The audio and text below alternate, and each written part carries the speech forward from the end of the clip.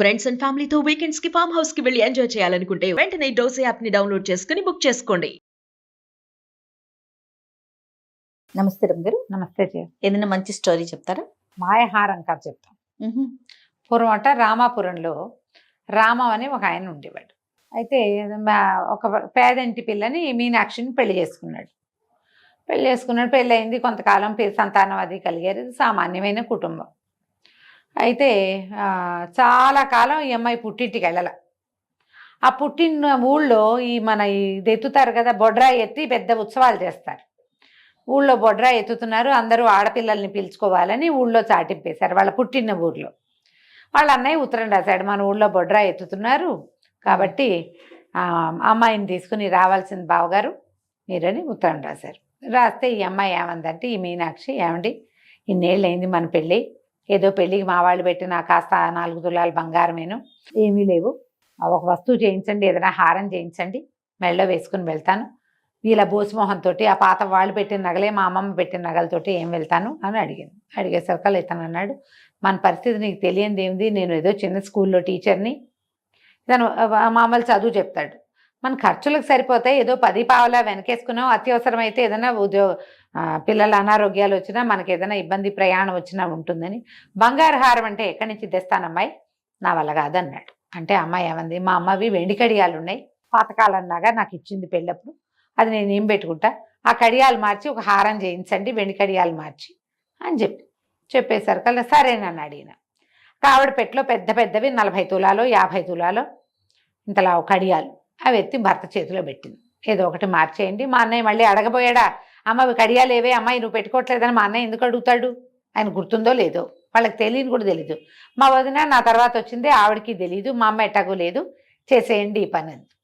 ఈ కడియాలు పుచ్చుకుని బంగారపు దుకాణానికి వెళ్ళాడు. వెళ్ళేసరికల్లా ఆయన అన్నాడు, ఇప్పుడంటే వెండి 1,00,000 రూపాయలు అయింది, కానీ అప్పుడు వెండి తక్కువ కదా, బంగారం కంటే చాలా తక్కువ వెండి. ఆయన ఏమన్నాడు, బాబు ఈ కడియాలు తీస్తే మీకు బంగారం రాదండి, ఓ పని చేయండి, అసలు బంగారం మీ వల్ల కాదు, నకిలీ హారాలు ఉన్నాయి మన దగ్గర, మాయహారాలు, ఈ వెండివి నాకు ఇచ్చేయండి, మీకు మాయహారం వచ్చి మీకు డబ్బులు కూడా వస్తాయి కొంత. వెండి ఖరీదు కదా, మామూలు నకిలీ వాటికంటే వెండి ఖరీదు, వెండికి రేటు కట్టి ఇచ్చేస్తా, డబ్బులు మీ దగ్గర పెట్టుకోండి, మాయహారం రేటు ఇవ్వండి, చక్కగా ఉంటుందండి, ఈజీగా 10 సంవత్సరాలు పెట్టుకోవచ్చు, అది అసలు మాయదు, ఎక్కువ కాలం బాగుంటుంది అని చెప్పాడు. చెప్తే ఇతను ఏం చేశాడు, కామ్గా సరేనని ఆ వెండి వస్తువు అమ్మేసి మిగిలిన డబ్బులు జేబులో వేసుకుని ఆ నకిలీ హారం ఒకటి ఇంత పెద్దది తలతల్లాడేది పట్టుకొచ్చాడు. పట్టుకొస్తే ఏమైంది, ఇంటికి వచ్చాక భార్యకి చూపించాడు, చెప్పాడు, అమ్మాయి ఇది మామూలుదేను, బంగారు రాదుట, మనం మెల్లిగా రూపాయి కూడబెట్టి పాపాయి పెళ్లి నాటికి దానికి వస్తువులు చేరుస్తాంగా, నీకు కూడా ఒక హారం చేయిస్తాను, మెల్లిగా జాగ్రత్త పడదాం ఈ నెల నుంచి అని చెప్తే అమ్మాయి ఏమంది, ఇలా ఆవిడ చూస్తే అటు ఇటు తిప్పి చూసింది. పక్కింటి ఆవిడ చూసి 8 తులాలోయ్ అని అడిగింది. నాకు తెలీదు, మా ఆయన అడుగుతానని లోపలికి వచ్చింది.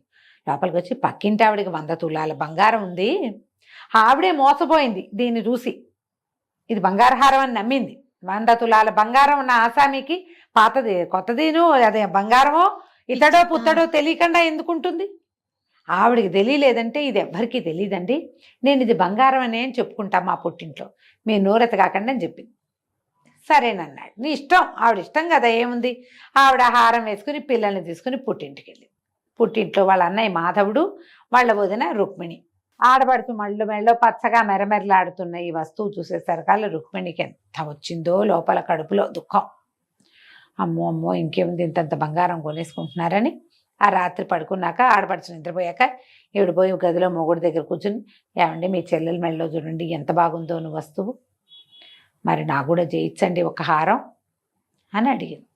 అడిగితే అతను అన్నాడు, మన దగ్గర ఎక్కడవే, ఇతనేదో చిన్న రైతు, ఇతను పాఠాలు చెప్తాడు. ఆ అమ్మాయి ఏం చెప్పింది, జమీందార్ గారు అబ్బాయికి పాఠం చెప్తే గురుదక్షిణగా వాళ్ళు 70 బంగారు కాసులు ఇస్తే బంగారు కాసులతో మా ఆయన హారం చేయించాడని చెప్పింది. జమీందార్ గారు అబ్బాయి చెప్పుకుంటున్నాడు పాఠం, వీళ్ళకి కూడా తెలుసు, వాళ్ళు అంతెందుకు ఇస్తారు, ఏదో ఇస్తారు వీళ్ళకి, కానీ వీళ్ళకి తెలియలే, వస్తువు కనపడుతోందిగా, అట్లాగే మీరే నిజమైన అనుకున్నారు. మీరు కూడా ఎవరికైనా పాఠాలు అవి చెప్పకూడదండి, చక్కగా మనకి గురుదక్షిణగా కాసులు వస్తాయి అనేసరికల్లా మనకెక్కడ వస్తుంది, అట్లాంటివి రావు, మా బావంటే చదువుకున్నాడు, సరేలే ఈ పంట డబ్బులు ఎన్నొస్తాయో చూసుకుని పంట డబ్బులు పడేసి నీకు చేయిస్తాలే అన్నాడు. పంట డబ్బు వచ్చింది. మీనాక్షి ఇక్కడ ఉండగానే 4 రోజులు ఉండడానికి వచ్చింది ఆవిడ. ఈ అన్నయ్య ఏం చేశాడు, మాధవుడు బజార్ వెళ్ళాడు.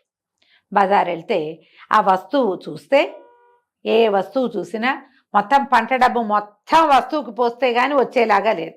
మరి ఏటెళ్ళ కాలం తినద్దు, ఏడాదంతా ఖర్చులు ఎట్లా? వడ్లు వస్తాయి, పై ఖర్చుకి ఎంత డబ్బు కావాలి?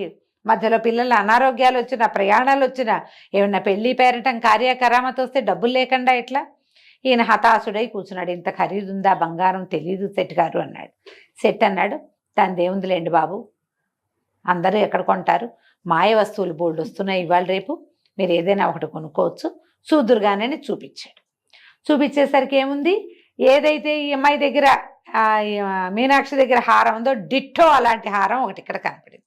ఇవి బంగారంలో కూడా దొరుకుతాయండి అంటే, బంగారంలో కూడా చేయించుకోవచ్చు బాబు ఉంటేను, లేకపోతే ఈ హారం వేసుకోవచ్చు, ఇదేమీ తెలియదండి, 10 ఏళ్ళు ఉంటుంది అన్నాడు శెట్టి గారు. ఆ ఊళ్ళో శెట్టి గారి దగ్గర ఉంటే ఈ ఊళ్ళో శెట్టి గారి దగ్గర ఉండవా నగ? సేమ్ నగ ఉంటుందిగా. అతను ఏం చేశాడు, కొనుక్కొచ్చేసాడు. కొనుక్కొచ్చి డబ్బులు లోపల పెట్టుకుని, ఎంత ఖర్చు పెట్టలా, కొద్దిగా పెట్టాడంతే.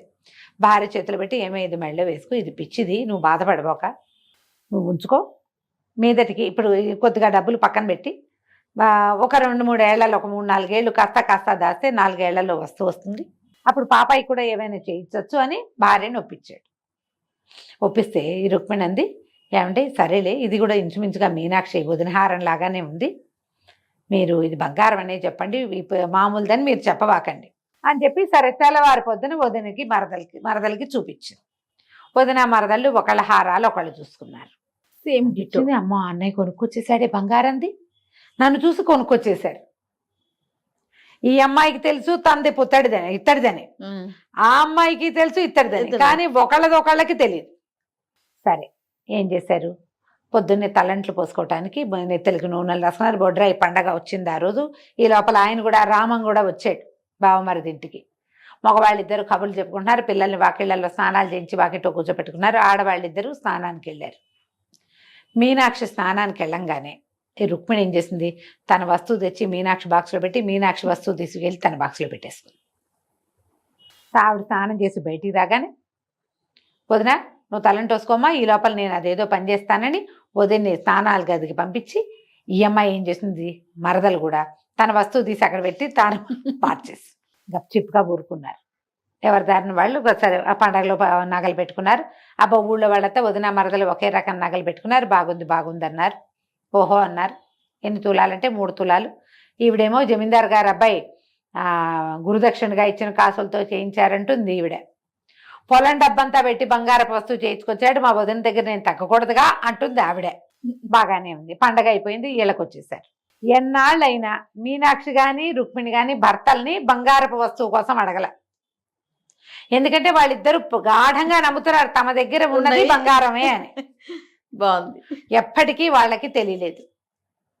వాళ్ళు ఎప్పుడో తర్వాత భర్తలు కలిసి వచ్చాక కొన్నారు, కానీ ఇవి మాత్రం వాళ్ళు మేము చాలా తెలివిగా అవతల వాళ్ళ వస్తువు గుంజేసుకున్నామని భావించి సంతోషంగా ఉన్నారు. ఎంత సంతోషమో కదా కంచికి మనం ఇంటికి. బాగుంది. ఆ రోజులు కాబట్టి. అదే ఈ రోజు అయితే వెంటనే గోల్డ్ షాప్ కి వెళ్ళి ఎంత వెయిట్ ఉంది, ప్యూరిటీ ఏమిటి, స్టోన్స్ కి ఎంత, ప్యూరిటీ ఏమిటి, ఎంత ప్యూరిటీ కనుక్కునే వాళ్ళం. అదే అంతే కదా రమ్మగారు. నమస్తే అండి. నమస్తే.